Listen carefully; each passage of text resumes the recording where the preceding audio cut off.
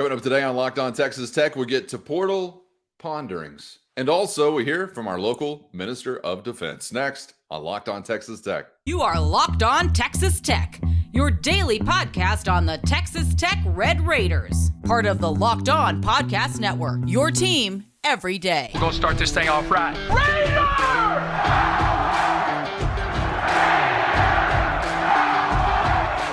Everything runs through Lubbock.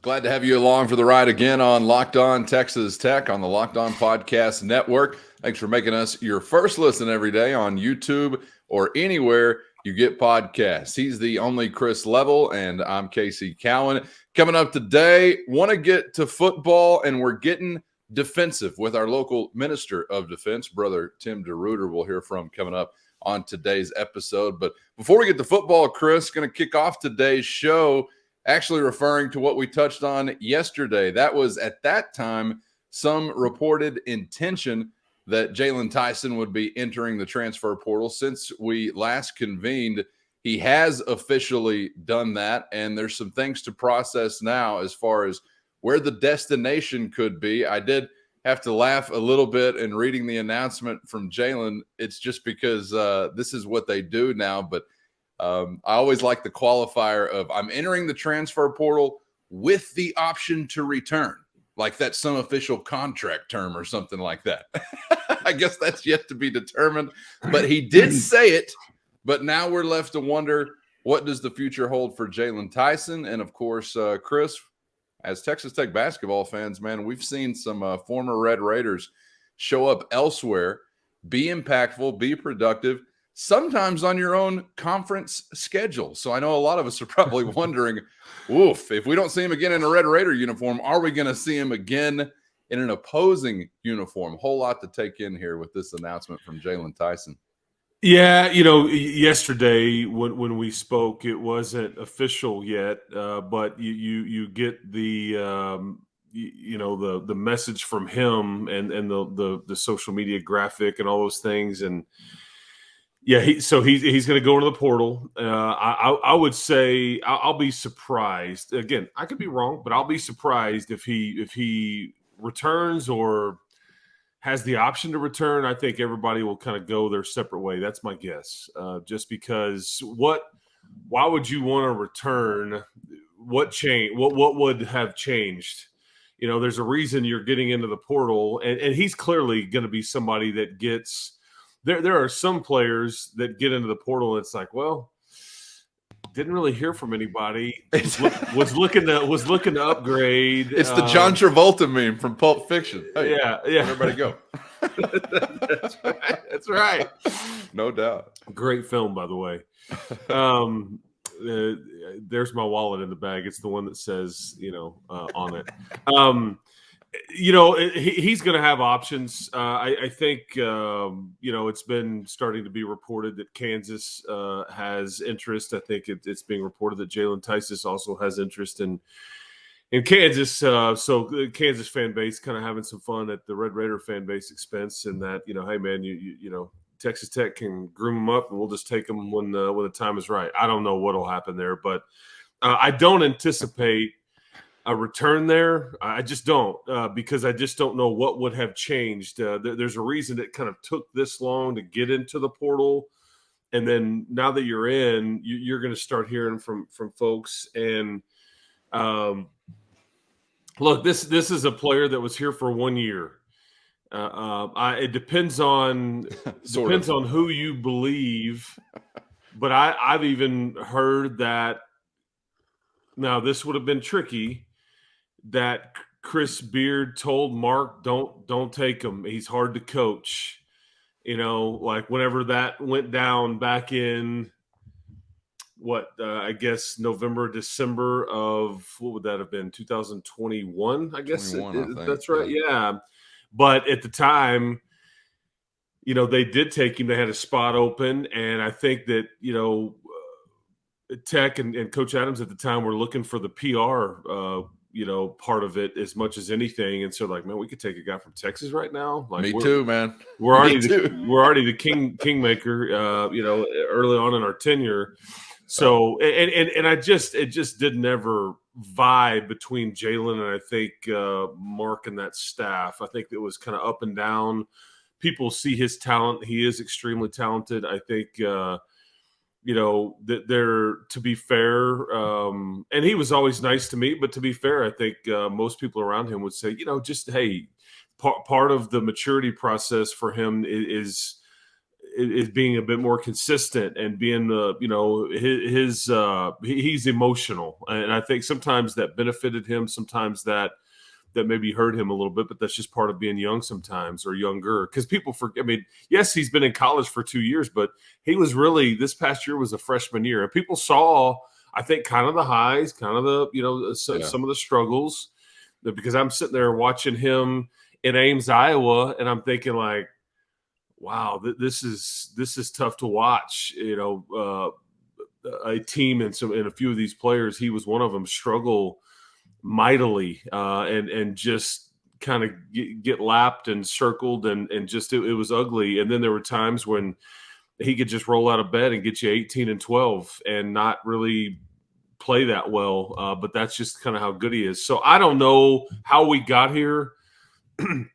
I don't know if this is Jalen's decision, if this is Grant McCaslin's decision, if this is a mutual decision, if this is based in NIL, if this is based on schemes, whether it be offense or defense. I just don't know. But I will say a divorce here doesn't necessarily surprise me, as you are trying to change the culture or whatever, and maybe coach and player don't want the other to be a part of it. I just don't know, but it doesn't really surprise me. And again, I will say this, anybody leaving wasn't going to surprise me. I just don't pretend to know like what you're trying to put together yet until you have a better feel. Because we have very few answers right now and a whole lot of questions. And now Jalen Tyson's probably become the biggest question. And the last thing, Cowan, I'll say is if you're going to go look for a replacement here and you are in fact moving on and he's not going to return, you got to go find some scoring. That is the one thing that I think they've desperately got to find, somebody that can ring the bell, man. Like not hey, you averaged, double-digit points or wherever you're coming from. No, I'm saying somebody that legitimately can score in the Big 12 Conference at the end of the clock. We throw it to you. You're going to make something happen. And there was a lot of times Jalen Tyson could do that. Not every time, but a lot of times. And so they've got to address that component in the portal, certainly. Yeah, there were some highs, some lows. You kind of saw Tyson's progression through the year. You saw 27 from him on the road in Morgantown against West Virginia. Yep. But it was always a little more hurry up, I guess, as opposed to, give him time to progress, even given that it was, his first kind of full-fledged run through a college basketball season. I totally agree with the thought on, whenever he came back from Texas, I didn't know what he was as a player to begin with when he first arrived at Texas Tech. Never heard of him, never seen him, obviously, but that's because I'm not following, prep level basketball. And I know he was a guy that had accolades and was decorated, but I didn't know him from Adam as a basketball player. So whenever he chose to return to Texas Tech, it was all about, screw you, Chris Beard. That was my only thought. I mean, you could have sent us to Towel Boy and I'd have been happy to take him from that program at that time. I knew that Jalen Tyson was a very talented guy and was glad again to see some of that bubble to the surface offensively. I never knew, was he a street dog? I never knew how competitive or how basketball tough he was.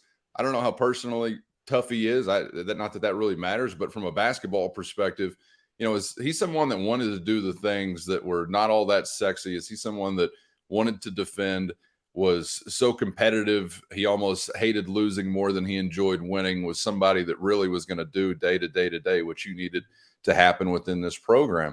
And I guess I would say as well, in tandem with the guys you had, because Chris, you can have like an offensive oriented guy that maybe is not your most vicious, dog on a leash, but you need the other 9 guys to be those vicious dogs on the leash if you're going to have that guy. And I just feel like you had a few too many guys that weren't, frothing at the mouth to really get after it like that. And to be honest with you, with the Pop Isaacs return, I'm I'm kind of checking that box, I guess, personally. Not to say that's all you need, but I'm like, all right, well, here's a guy that I believe will get buckets, and I believe will get buckets more consistently, more reliably than Jaylon Tyson. There wasn't a day this previous season where if you told me draw up a play in the final few minutes to get a bucket, your options are Tyson or Isaacs, that I would have chose Tyson over Isaacs. Not one.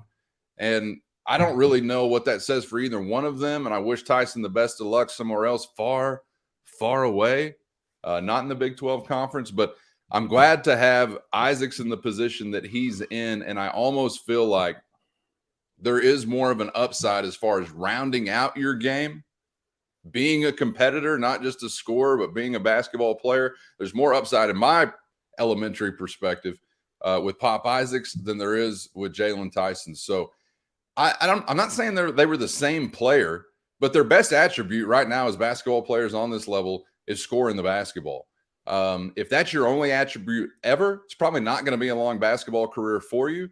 But for right now, if that is your only attribute, then I'd like to see you doing it really consistently. I felt like the other guy, if we're just talking about some of those younger ones, being Isaacs, did it more consistently. So I'm not, tore up over this departure necessarily. He was on my top 3 Red Raider list that I'd like to see return, along with Daniel Bacho. But either way, I think if you were unable to get out of him something dramatically different than what you got out of him a season ago, it was just going to be another year filled with frustration for him individually as a basketball player.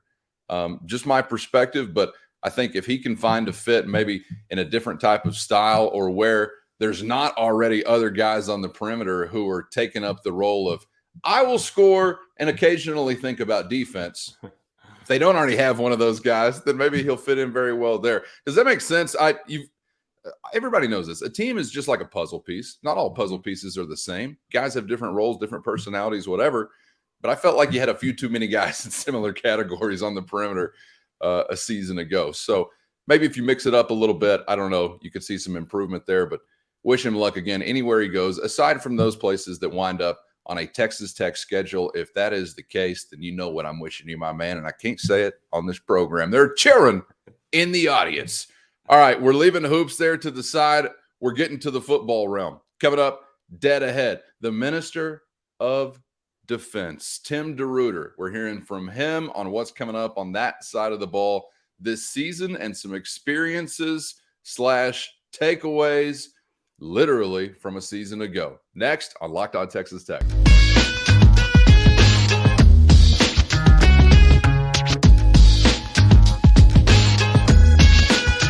Thanks for making us a part of your day on Locked On Texas Tech on the Locked On Podcast Network. Whenever, wherever, however you're dialing us up, we appreciate it. Subscribe on YouTube. Become one of those everydayers out there. Tattoos, maybe. I threw it out there, got some good feedback on maybe a 1%er Locked On Texas Tech tattoo at the end of this calendar. If you're subscribed, if you're an everydayer, however, that's the only way you can get an authorized Locked On Texas Tech tattoo. Pardon me, a little tougher to roll out than I thought. With Chris Level, I'm Casey Cowan. We were talking hoops a moment ago. We're talking football now in 3, 2, 1. The Minister of Defense, one of the local holy men, Tim DeRuyter, was on a Sirius XM radio show, I believe, recently and was offering up all kinds of really interesting thoughts. And Tim DeRuyter is one of the most interesting figures within the Texas Tech football program, in my opinion, right now, because of his history, obviously very established as a defensive mind within the realm of college football. He was the gray-headed vet, not speaking literally, but of the staff, I think. When you're talking about Coach McGuire doing it for the first time as a head coach on this level, you're talking about Zach Kitley as a very young guy, and then you got Tim DeRuyter, which was quite a contrast. And his side of the ball did not disappoint. Now, he's had some of the flashiest pieces to work with, obviously, in a short amount of time so far in West Texas, but lived up, I think, to a lot of their potential on that side of the ball, and very excited about the chances of progressing even further. But one of the things I want to get to with Coach DeRuyter first, Chris, was something that was kind of an interesting thing to behold or witness a season ago. And really, we've had this experience before with not so successful results, but it's that old-fashioned complementary football, or at least the pursuit of complementary football. And when you're doing things offensively like you like to do in West Texas, on occasion, that really puts the defense with either a back against the wall or just maybe a sense of urgency, a different kind of urgent context than you're in some other cases, whether it's, play total or whatever we're talking about as far as the time that the defense may spend on the field versus the offense. And thought Coach DeRuyter handled that very well, obviously, with his group last season, Chris, and was interested to hear him speak on just that, the impact of what he feels on the other side of the football and how he views defense either in the Big 12 or in this modern era of college football. Here's Coach DeRuyter. It's one of the things that you just got to understand that you're going to play probably more possessions. I've been on both ends of it. When I was at the Air Force Academy with Troy Calhoun, there was a lot of games. We might have only been out there 7 or 10 possessions. and you kind of like those games, where you're only playing 50 snaps of defense. It's obviously different here. It's a different challenge, but we are finding ways to win the Texas Tech way. And that's, the way Coach McGuire sees the best way for us to have an opportunity to win. And a lot of it has to do with analytics. And I think that the numbers, especially at the end of the year, bore itself out for us last year, that people forget how many teams had 3 different starting quarterbacks for multiple games and won 8 ball games in a bowl game. I think people judge defense differently now than they ever have. I think, we used to, because now it's like, because I think the stat actually total defense, I think, is based on how many yards you give up per game. And I think there's some thought in the coaching circles that yards just don't, really matter. A lot of times there's empty yards. It's really about how good do you allow a team to be on third down? How many points are you allowing them to score? How many red zone opportunities can you force them to a field goal, or instead of allowing them to score a touchdown? And so and that's why I think Joey and Tim and all that, they work on it on a daily basis. But the whole take 3 deal, because if you can create enough takeaways and give your offense just a few more possessions per game, the data would suggest, boy, it very much increases your chances to win the game. So this is why they talk about takeaways and turnovers. So, and again, everybody works on it and talks about it. But I think that's why nobody's the 85 Bears anymore. You're not stonewalling people anymore. Even Georgia, with NFL talent all over, they have some days where you can't get people stopped, or you're simply just trying to slow people down as opposed to allowing them to score touchdowns and things like that. So it's just, and I think Tim, to his credit, Coach DeRuyter, he's very, very smart. Okay. He's very experienced. And that's why the right experience alone isn't always just like something a staff, is going to just benefit it necessarily. But the right experience and adapting to what you're trying to do here has benefited Texas Tech football greatly, because Tim is not worried about stats or how many snaps his team is going to, or his side of the ball is going to have to play. Doesn't care what it looks like. Doesn't care if, okay, maybe we get thrown out there on the, on our own 25-yard line because our team didn't get a 4th down conversion. He's just not worried about any of that. They are simply out there trying to, take the ball away, stop a team, slow them down. I mean, all those things. And he just adapted to it. And to his credit, he's really gotten his kids on that side of the ball to believe in that. So there is no animosity between offense, defense. There is no animosity between him and Zach Kitley. And I think that goes a long way into your culture and your brand and all those things. Yeah, no doubt. And Texas Tech a season ago, impactful in so many of those areas that you were just running down.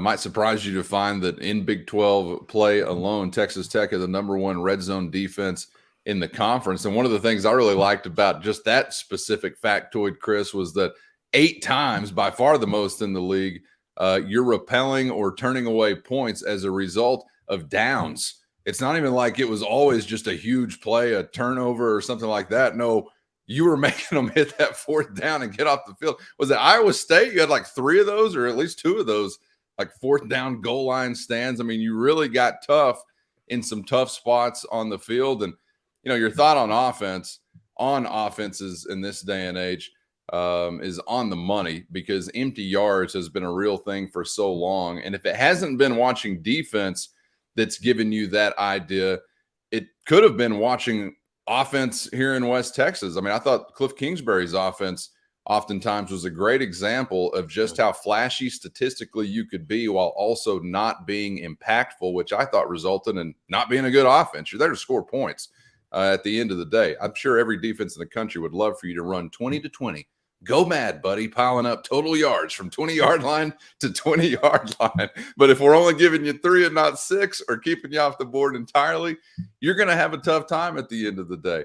And I'm glad to hear, and maybe we should be or shouldn't be surprised, but I bet some people might be surprised to think about an elder statesman of a staff, Chris, that is evolved in that way. And I don't even know if I should say evolved. Maybe he's always been, adaptive to whatever his circumstance is. But you might think, older guy, longtime college football coach, he's not going to like this kind of style or this kind of approach. But that is not at all what you hear from Tim DeRuyter. One thing you mentioned there that I want to get to from Coach DeRuyter before we're out of here is obviously the golden ticket to defensive success. Regardless of any other statistic, you can cover up for a multitude of sins if you were getting busy in the turnover column.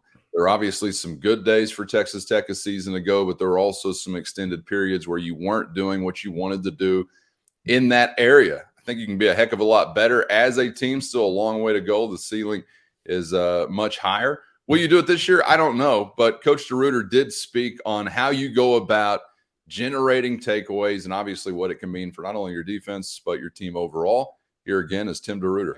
But first, today's episode brought to you by FanDuel, America's #1 sports book. NBA postseason on your mind? Now's the perfect time to get in as a new customer with FanDuel. Download the FanDuel app today, and you're going to get a no-sweat first bet up to $1,000. That's bonus bets back if your first bet don't bank. You feel me? Just download the FanDuel Sportsbook app. It's safe, secure, it's super easy to use. And then you can bet on anything and everything. Money line, point scores, how many fans LeBron gets kicked out in the first quarter, whatever you want, they got it. Plus, FanDuel is even going to let you combine your bets for a chance at a bigger payout. Smoking on that same game parlay pack, my man, only with FanDuel. Don't miss the chance to get your no-sweat first bet up to $1,000 in bonus bets today when you go to FanDuel.com/lockedon. That's FanDuel.com/lockedon to learn more and make every moment more with FanDuel, an official sports betting partner of the NBA. Coach DeRuyter did speak on how you go about generating takeaways and obviously what it can mean for not only your defense, but your team overall. Here again is Tim DeRuyter. It starts with stopping the run and getting off the field. And so for us, the big thing we talk about, and we did not do a very good job last year, is creating takeaways. And I think the mentality of calling it a takeaway helps. I mean, just like everybody in the country, we're drilling it daily, emphasizing it. But the mentality of, hey, we're not waiting for the offense to turn the ball over. We've got to do something to take it away. And be it through physicality, be it through having more people at the point of attack when the ball's on the ground. We call it population. Be it through purpose. And when we take the field, we tell our guys, hey, the job is to take the ball away, not to get off the field on third down or fourth down, whatever we do. I mean, that we'll take that too, but we want to tackle the football and attack the football to take away from the offense. I love it. Population. Yeah, and they I'm trying to remember. I'm gonna screw this up, but he was showing everybody how to do a drill, and they have different ways that they actually do like turnover and takeaway drills with the way that they attack it. And I'm botching. I should have just remembered this and looked it up before we should have talked about it, because now I'm scrambling. But it was mainly about, like, because he talked about population, and so it's like, are you in the city or are you in the county? And if like you're in the city, you've got people all around you and you've got to jump on the ball and cover it up. But if you're out in the country, means the ball is like kind of loose and there's really nobody else around. So they even work on that kind of stuff. So in other words, because we see that all the time. A ball gets stripped. There's a million players around it, and they have these drills where they teach them. Those are the ones we just want to jump on it. Get the ball. Don't worry about trying to pick it up, because how often do we see, he tried to pick it up, God. He got it knocked out, he got it picked up, and then it's just like it's a blooper reel. Yeah, you'd think it'd just be like natural. Yes. But we would be wrong to think that for every guy at all times, all across the roster to just know. Well, obviously, we've seen it. They practice that. Yeah. I mean, so they practice, if you're kind of out there and there's nobody within 5 yards, pick it up and go. But if not, get on it and get down and then protect it. Put your back to where everybody would be coming from. And so, and again, I said this earlier, everybody talks about takeaways. Everybody wants to win the turnover category. This is Captain Obvious type stuff. I've never seen a staff or coach emphasize it as much as Joey and Tim do. And there's a period in their practices every day. Again, the purge music starts playing over the loudspeakers. And I think offense works on ball security and defense works on. And so I think that they feel like that they almost try to speak it into existence. But it's, and that changes the game, as we know, man. And that's why when you see like Rabbit coming back and he's got 3 interceptions, and you see some of the, the players that are going to return here that have, got the forced fumbles and tackles for loss and all that disruptive type plays. That certainly is what makes you feel really good. And like we saw Tyler Owens in the bowl game, how hard he can hit when he's flying all over the field. And I think they feel like Baskerville will be a really good replacement for somebody like Marquise Waters. So it gets you really excited about that side of the ball. But, man, Tim's got it rolling, man. His stuff is really good. He's got the players that understand what he's doing. It's next level scheme. I think they show you one thing and it's actually different. They change it week to week, but it's simple in the way they teach it. But the guy he's worth a lot around here. I can assure you of that. Yeah, no question. And I just love the way he phrases that in that comment about we're not out there to just get out the field on 3rd or 4th down, and we're not just waiting for the offense to turn it over. We are there to take it away. I think so often it's easy to just kind of get in the mindset of, all right, clock in 1st down, and hopefully we'll be clocking out on 4th down or 3rd down.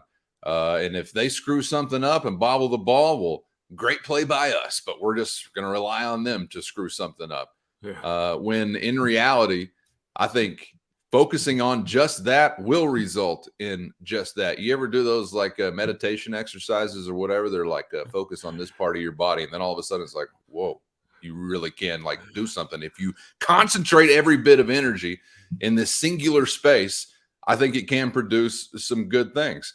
That's manifest defense, Chris. That's my approach. Hadn't quite taken off yet. I did get a job on a D3 level once upon a time, but the first day when we were all just meditating and humming instead of smacking hats, the coach was like, nah, maybe podcasting is what you're going to be better at. So I had to get off into broadcasting. But either way, another story for another day. You cannot convince me either, before we're done, you cannot convince me that being a player or a team that generates consistent turnovers is rooted in anything other than effort, period. I don't think there is a player out there that you might consider a ball hawk or whatever. And yeah, maybe they've got great vision, anticipation skills, instinct, quick 1st or 2nd step to make a break on a ball or to fool a quarterback into throwing something that looks safe but isn't safe. Obviously, these skills and traits are out there, but none of that, Chris, I don't think matters if you're not giving great effort finishing every freaking play. You're talking about population around the ball, being in the city, being in the county. You will never be around the ball to make a play if you're not giving great effort. I don't know of a player that I can remember that was showing up in a turnover column consistently that was also not one of your best effort players. I think Zach McPherson is probably the last guy I really think of as a guy that just showed up and boom, like, oh, okay, he creates turnovers. Why? Well, there's some skill, obviously, but I think he played with great effort to the end of every play. And some may call that luck, like, oh, this guy's just always around the pile or he's always around the ball. Think about what you just said. He's there because he's giving great effort. So I don't think you ever like recruit a guy, Chris, and say, all right, well, bring me all the ball hawks. I want to go look at the ball hawk guys.